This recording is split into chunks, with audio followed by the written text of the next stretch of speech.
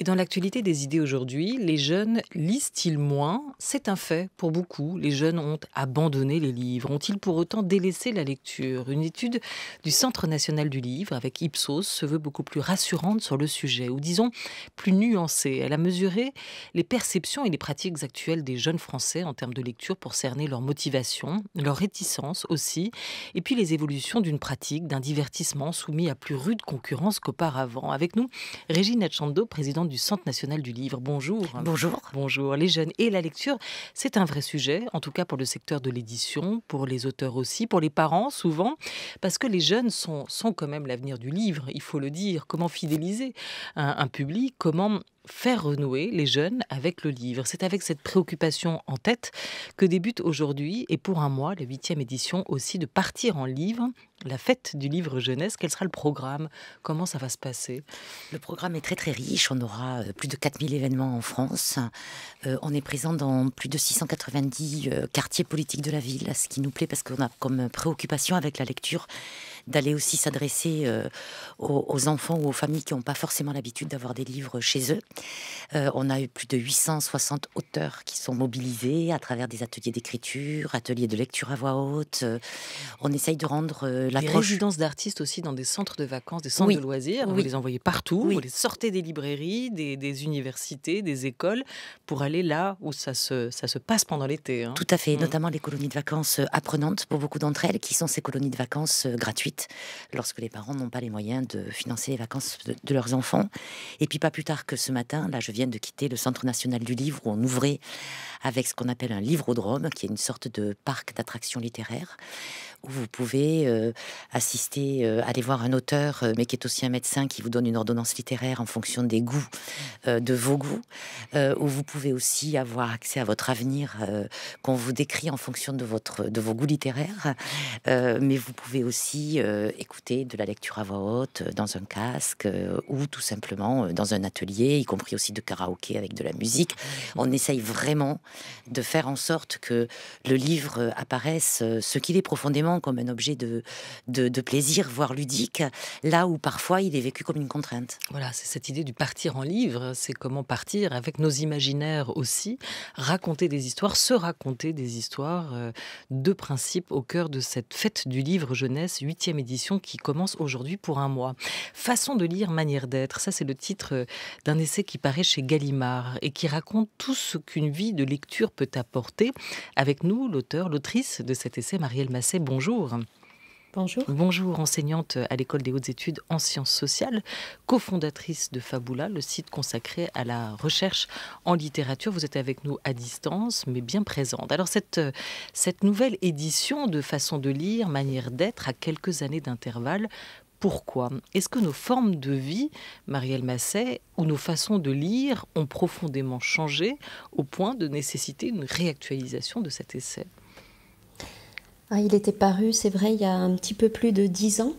Et je ne pense pas que ce soit pour accompagner une transformation dans les manières de lire qu'on m'a proposé de le rééditer, puis de lui écrire une nouvelle préface, mais plutôt pour enfoncer le clou en quelque sorte, c'est-à-dire insister, souligner, convaincre de cette place à la fois ordinaire et extraordinaire de la lecture dans la vie, puisque c'était l'un des enjeux de ce livre qui est un livre de recherche, enfin un livre d'enseignante, un livre de quelqu'un aussi qui passe sa vie avec et dans les livres et qui n'a pas l'impression de tourner le dos au monde avec ces compagnonnages-là.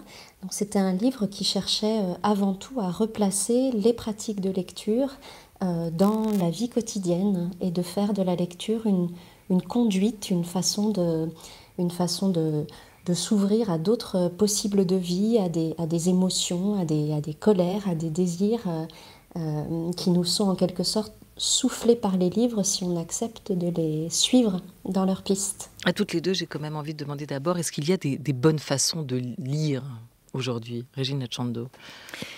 Écoutez, je pense que la dernière campagne de communication que nous avons faite sur le livre s'appelait #Je lis comme je veux, très précisément pour laisser cet espace de liberté à chacun et en particulier aux jeunes qui se sont détachés à partir de l'adolescence de la lecture pour beaucoup d'entre eux.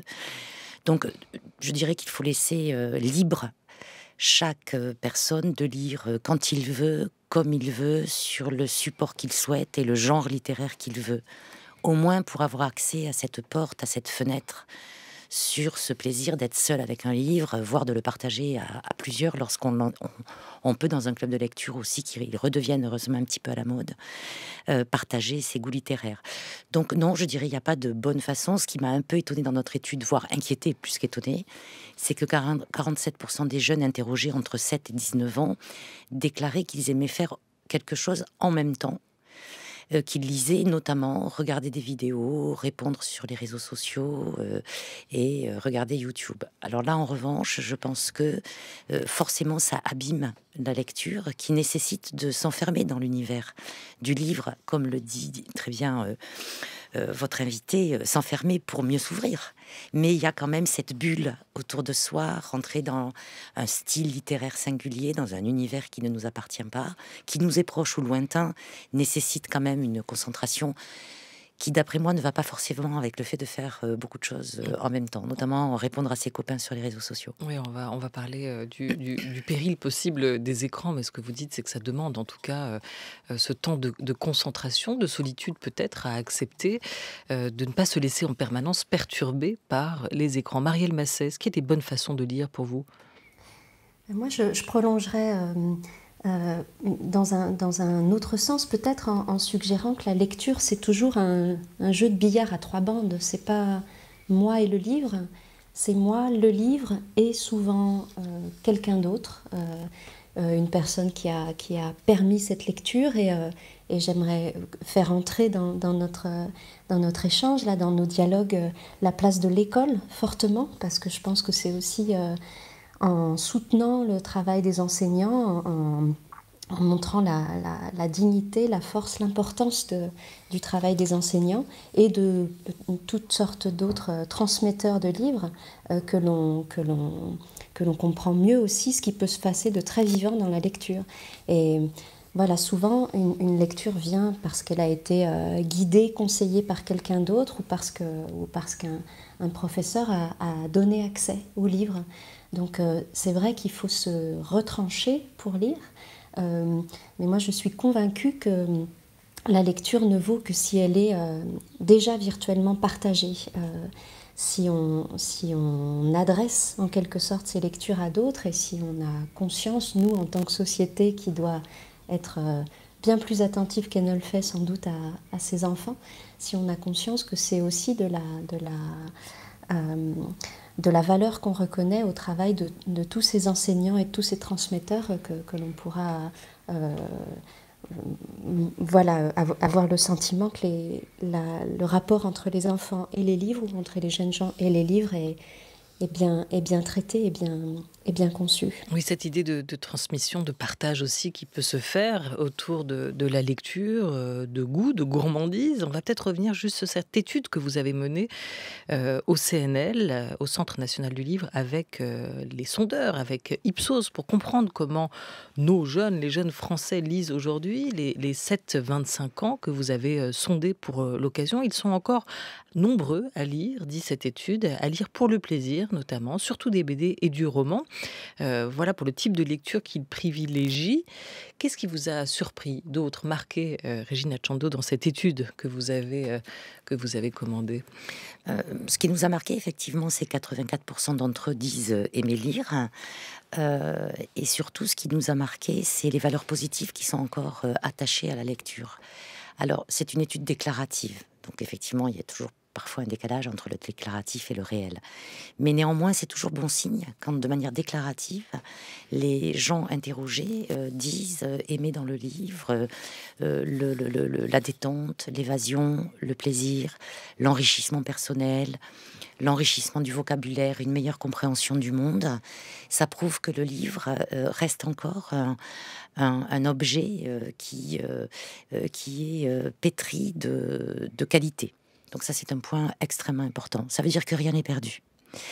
Ce qui nous a fait plaisir aussi, c'est de se rendre compte qu'au fond, même si je fais partie de ceux qui sont assez affolés par la consommation et le temps passé par les jeunes sur les écrans, et d'ailleurs les moins jeunes, hein, ça n'est pas que les jeunes, mais les jeunes, au moment où justement leur esprit se forme, leur esprit critique, même leur cerveau. Je ne suis pas neurochirurgienne, mais on sait les méfaits que crée sur le développement du cerveau la consommation trop importante des écrans. Oui, la lecture, l'étude, pardon, dit les lecteurs loisirs chez les jeunes lisent 3h14 par semaine, mais l'ensemble des 7-25 ans, lecteurs ou non, passent 3h50 par jour Oui. devant un écran. Oui. 5h33 chez les 20-25 ans et 2h50 par jour sur Internet. Oui, donc c'est quand même des chiffres qui peuvent, qui a raison, je crois, sans vouloir apparaître contre le monde moderne ou trop fortement nostalgique. Ce sont des chiffres qui font peur quand on sait que ce sont à des jeunes que nous nous sommes adressés. En revanche, il est évident qu'ils trouvent aussi sur les écrans, ils peuvent trouver sur les écrans, en revanche, des conseils de lecture auxquels ils sont extrêmement sensibles. Et notamment, on a vu combien les réseaux sociaux avaient pris le pas sur la traditionnelle presse de conseils de lecture. Nous, on croit beaucoup au fait d'inciter des clubs de lecture aussi virtuels, où en fonction des tranches d'âge et des goûts partagés, des échanges pourraient avoir lieu et des conseils de lecture se partager.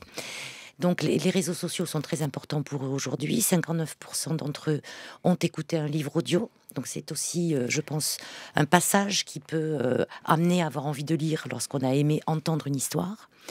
Et enfin, certains d'entre eux, plus de 40%, déclarent avoir eu un livre sur support numérique. Voilà, alors c'est ça. L'étude se veut quand même un peu rassurante sur cette présence des écrans et la rupture qu'ils peuvent constituer aujourd'hui dans la relation que les jeunes entretiennent avec la lecture. Ils ont peut-être un peu abandonné les livres, mais ils peuvent renouer avec la lecture à travers les écrans, à travers les livres numériques, à travers aussi toute cette abondante littérature que l'on peut retrouver par écran interposé.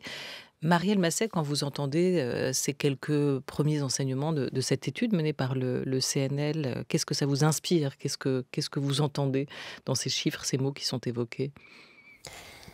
Ça me fait réfléchir sur le fait que justement les façons dont on lit sont aussi les manières dont on se rapporte au monde de façon générale, puisque les écrans, c'est une affaire de... C'est aussi la sociabilité dans son ensemble et les gestes qu'on est capable d'avoir les uns envers les autres et qui sont touchés.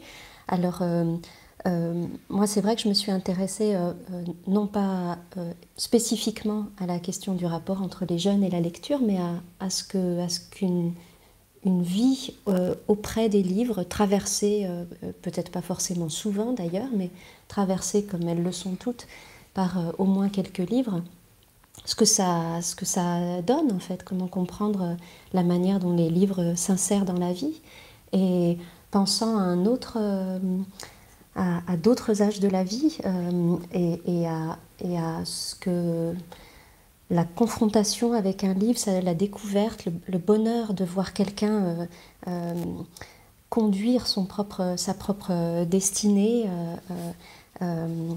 traverser le métier de vivre, comment une autre personne s'y prend avec l'existence, ça peut avoir un caractère très très libérateur. Moi je sais que comme beaucoup de femmes, beaucoup de gens en général, j'ai été très touchée, impressionnée par la lecture ces toutes dernières années, maintenant qu'elle a été traduite aux éditions du Sous-sol, de Déborah Lévy, de la trilogie autobiographique de Déborah Lévy, et que le récit patient, surprenant, très libre qu'elle fait de la manière dont elle se cherche une maison, dont elle essaye de posséder une atmosphère, de respirer dans un monde qui ne laisse pas toujours aux femmes les espaces les plus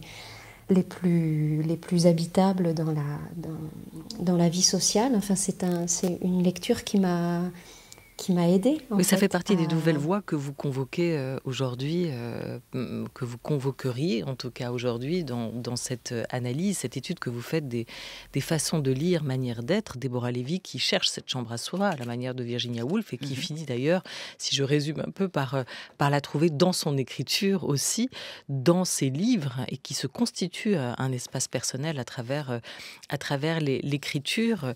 Marielle Massey, quand même, j'en reviens à cette concurrence telle qu'on la présente entre les écrans et le livre. Est-ce qu'il n'y a pas aussi quand même une forme de synergie entre les deux ?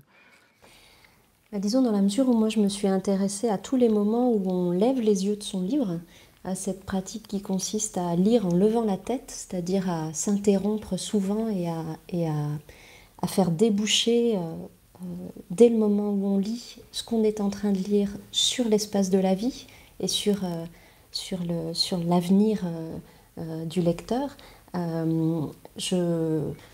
Moi, je lis beaucoup sur écran, alors ça ne me fait pas forcément du bien ni plaisir, mais il faut faire avec le type de support qu'on a, et je crois que ce serait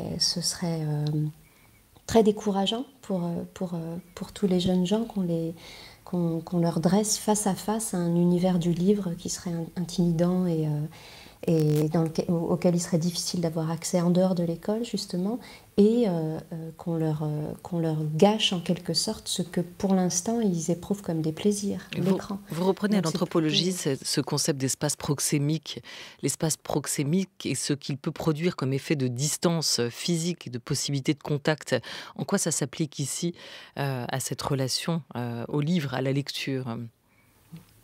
L'espace proxémique, c'est celui qu'on a à portée de main ou de respiration autour de soi et qui forme en quelque sorte un corps élargi. C'est ce petit espace presque portatif dans lequel on se meut et qui fait que tout ce qui se passe à l'intérieur de nous débouche déjà sur l'extérieur.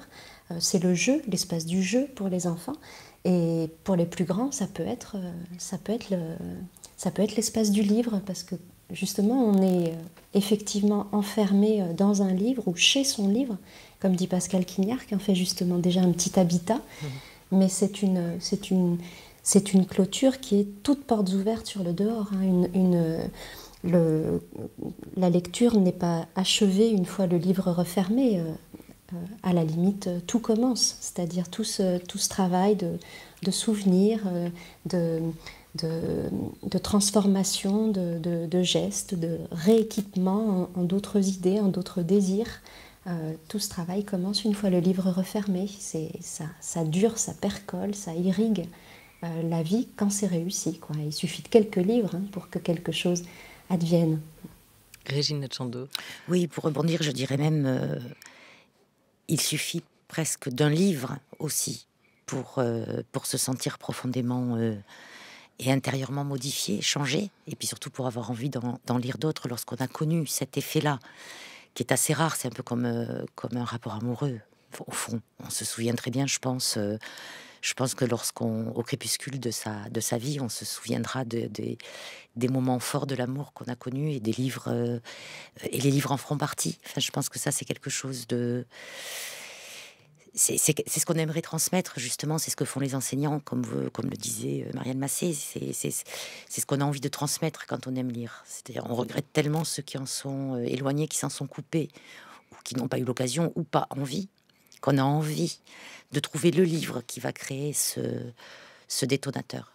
Et la question du prolongement de cette expérience, de ce partage du sensible aussi, qui se joue aujourd'hui, parce que vous comparez ça à une rencontre amoureuse, Régine Natchando, on peut aussi se dire que certaines rencontres se terminent mal par une rupture, et là encore, il y a, et notamment chez les jeunes lecteurs, parfois un effet de rupture avec des livres qui rebutent, des livres pour lesquels on a du mal à aller au bout, et des expériences qui sont tout à coup interrompues avec avec un long temps qui va se mettre en place avant d'avoir envie de se ressaisir d'un livre. Et c'est peut-être dans ce besoin de s'en ressaisir, je ne sais pas si ressaisissement peut s'appliquer en l'espèce, mais que se joue l'action que vous menez aujourd'hui. Comment inciter les jeunes à se ressaisir d'un livre et avoir envie de prolonger cette expérience, de se redonner une chance? Alors, on parlait des enseignants et donc de l'éducation nationale. Notre premier réflexe, lorsque on a décidé au Centre national du livre,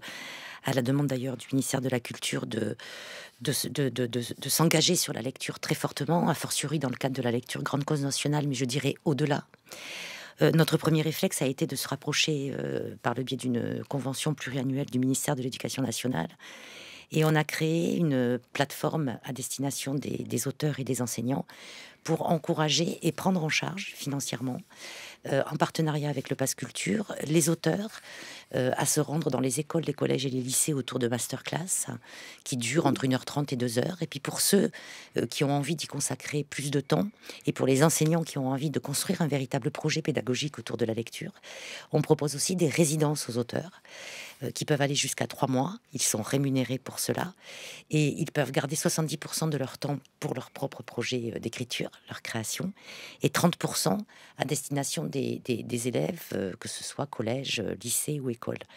Et là, on se rend compte, parce qu'on a maintenant presque 6 mois de recul, donc on a certaines résidences de 3 mois qui se sont terminées, et puis beaucoup d'auteurs qui nous ont remonté leur expérience d'une masterclass. Et on se rend compte à quel point c'est important pour les jeunes de rencontrer des auteurs vivants. D'abord aussi parce que beaucoup d'entre eux pensent que les auteurs sont des êtres morts. Donc là, ils se rendent compte que ce sont des êtres de chair et de sang comme eux. Que souvent, c'est l'occasion pour l'enseignant de créer un véritable projet pédagogique, je dirais sorti de l'évaluation, où il n'y a pas d'enjeu de notes à la fin de la résidence de l'auteur. Et les auteurs nous disent à quel point ça les enrichit aussi d'avoir des questions que finalement les adultes n'osent pas leur poser et que les enfants osent tout à fait poser, car moins policés. Donc je pense que ça, on en est aujourd'hui quand même à, je ne viens pas tourner trop de chiffres parce que c'est pas toujours très plaisant d'entendre des chiffres, mais on est quand même à plus de 400 masterclass en 4 mois. On a 900 auteurs qui se sont inscrits sur la plateforme, donc on a encore quelques belles semaines devant nous, et puis on a plus de 250 résidences qui ont été réalisées. Et ça, on espère vraiment, on va le développer à très long terme, enfin sur une longue durée, je dirais presque toujours. Et c'est aussi l'occasion pour les auteurs d'obtenir des rémunérations. Et on sait que la situation des auteurs s'est précarisée ces dernières années, pour tout un tas de raisons. En particulier celui de la surproduction et donc le fait qu'un livre chasse l'autre. Donc c'est, je dirais, vraiment une expérience qui est utile pour tout le monde et surtout qui crée cette relation très privilégiée entre un jeune et un auteur. Et généralement, bien sûr, ils ont travaillé sur un livre, voire plusieurs livres de l'auteur. Mais c'est vrai qu'on voit depuis quelques années un vrai succès pour la littérature jeunesse. On le voit aussi à travers un salon du livre comme celui de Montreuil. Pourquoi, d'après vous, Regina Chando? Est-ce que c'est le signe d'une nouvelle appétence, d'un nouveau goût pour la lecture? Est-ce que c'est le milieu de l'édition qui a su trouver les mots justes ou les bonnes histoires, la bonne manière de réintéresser aussi les jeunes à la lecture? Oui. Je pense que c'est vraiment un faisceau, c'est multifactoriel, c'est-à-dire les éditeurs et les auteurs sont très créatifs en France. D'ailleurs, la littérature jeunesse représente la grande majorité de l'exportation du livre à l'international, ce qui prouve en plus qu'il peut tenir des propos universels qui dépassent les frontières. Il y a une créativité incroyable sur la littérature jeunesse, sur le roman graphique, sur la BD. Bien sûr, les mangas ont un succès fou, comme tout le monde le sait, sur le Pass Culture, mais de plus en plus de jeunes, une fois épuisés leur désir de manga, repartent généralement avec un roman aussi sous les bras, conseillé par le libraire. C'est surtout aussi l'occasion pour des jeunes d'aller acheter des livres en librairie et donc de pouvoir se faire conseiller par les libraires, qui ont parlé de transmission. Ce sont aussi des médiateurs extraordinaires, les libraires. Donc la littérature jeunesse s'est terriblement renouvelée, à la fois dans l'écriture, le dessin. Elle est très très créative. Elle est d'ailleurs souvent adaptée aussi sur le plan audiovisuel, voire cinématographique. Et l'étude raconte que l'envie oui. de lire peut être déclenchée par un film, par une série aussi. Ça peut être une manière manière de mettre un peu les doigts dans la prise de la lecture. Et aussi, on se rend compte, puisqu'on évoquait la place des écrans dans la vie aujourd'hui de ces jeunes lecteurs potentiels, on sait que les réseaux sociaux, des chaînes comme celle de YouTube sont aussi, font œuvre de prescription dans la lecture ou de partage. On va écouter à ce sujet les mots de 3 youtubeurs, majoritairement d'ailleurs des youtubeuses. Et on commence tout de suite avec Orange. L'histoire est très simple. Un matin, alors que, comment est-ce qu'elle s'appelle, Nao se réveille, elle va recevoir une lettre du futur qu'elle s'était adressée à elle-même. C'est un manga coup de cœur, mais genre énorme coup de cœur. Donc c'est parti, le premier livre que j'ai lu fin février, début mars, c'était Les Chroniques de Zombieland, le tome 2, Alice et le miroir de Memphis par Gina Showalter, aux éditions Harlequin, collection Darkis. Je viens vous parler d'un des auteurs les plus connus en France, il me semble. Dans ce registre-là, il s'agit d'Alain Mabankou. Et je viens ici vous parler de 8 leçons sur l'Afrique, qui est, comme son titre l'indique, un recueil de 8 leçons qu'il a données au Collège de France, et c'était d'ailleurs la première fois qu'un écrivain noir y siégeait. Marielle Masset, vous qui avez travaillé notamment littéraire, est-ce que ces booktubeurs sont autant de jeunes critiques, ou est-ce qu'ils ont aussi compris peut-être dans leur manière de faire partager leur goût de la lecture, ce besoin d'horizontalité qu'il y avait notamment chez la jeunesse aujourd'hui? Je suis sûre que ça fonctionne, et j'ai trouvé formidable la troisième personne qui entre tout de suite dans le vif d'un sujet, c'est-à-dire qui parle d'un livre justement comme d'une possibilité de ligne de fuite. Voilà, le premier auteur d'origine africaine au Collège de France, et qui propose d'emblée une lecture comme la rouverture d'une piste de vie, en fait. Et pour moi, c'est quelque chose d'essentiel dans le rapport au livre, c'est de parvenir à se convaincre et à convaincre que l'espace du livre, c'est celui d'une réappropriation de son propre langage. Enfin, c'est en lisant qu'on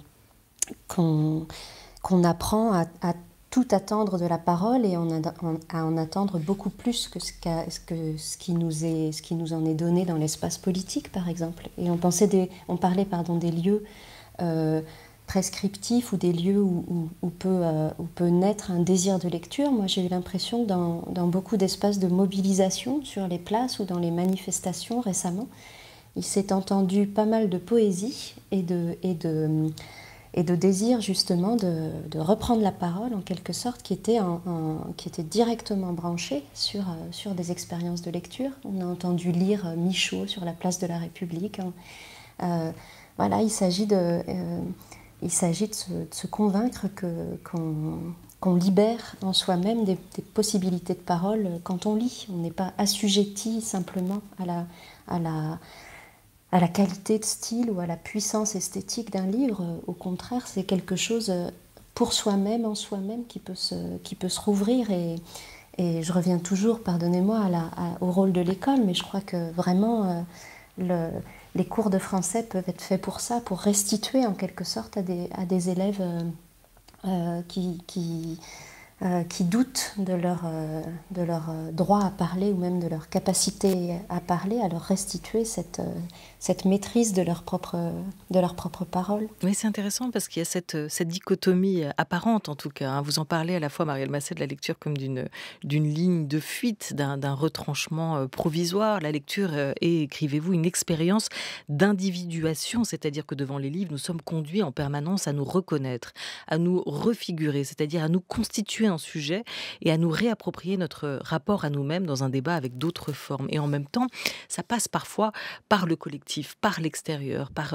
ces lectures que vous entendez dans des moments collectifs sur des places publiques, mais aussi, ce que raconte l'étude, notamment par la lecture à voix haute des parents, hein. Beaucoup de jeunes lecteurs reviennent à ce souvenir très positif, ce souvenir presque premier de la lecture à voix haute, entendre raconter des histoires, hein. Façon de lire, manière d'être, Marielle Masset.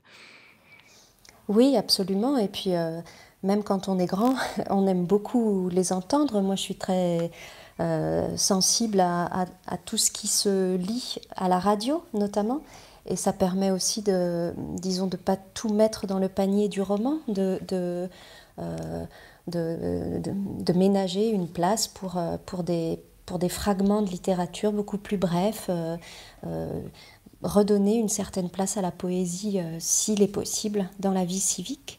Et je voudrais juste ajouter qu'en disant ligne de fuite, je pensais plutôt à ce que disait Deleuze, par exemple, que fuir, c'est très actif. Fuir, c'est pas tourner le dos aux conditions présentes, c'est rouvrir un possible. Et la fuite, c'est très, très actif. Et voilà, il s'agit vraiment de penser les livres et les phrases comme des grandes pistes à suivre, si on le souhaite, si on le peut. Et si l'une d'entre elles, elle n'est pas adaptée à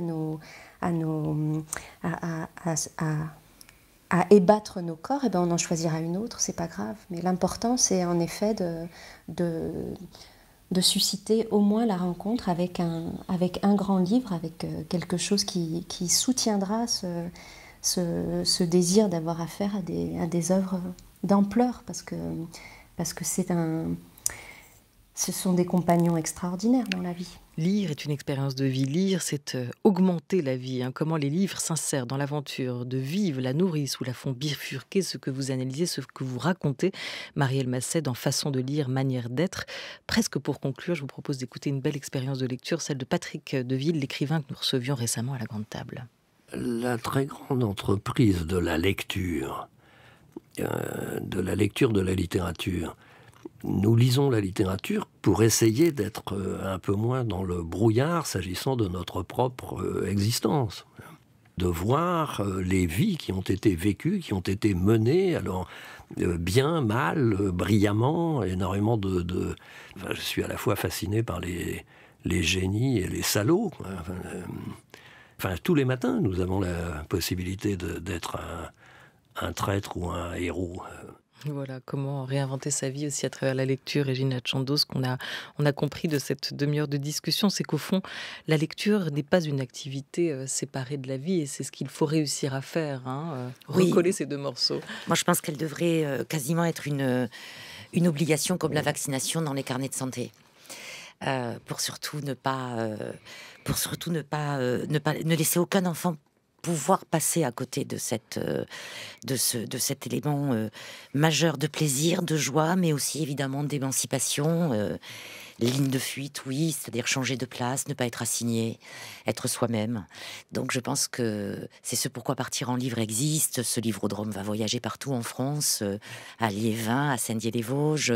On va essayer partout dans ces 4000 événements de faire en sorte que les enfants aient envie de lire. Et on doit aussi ne pas négliger les tout petits.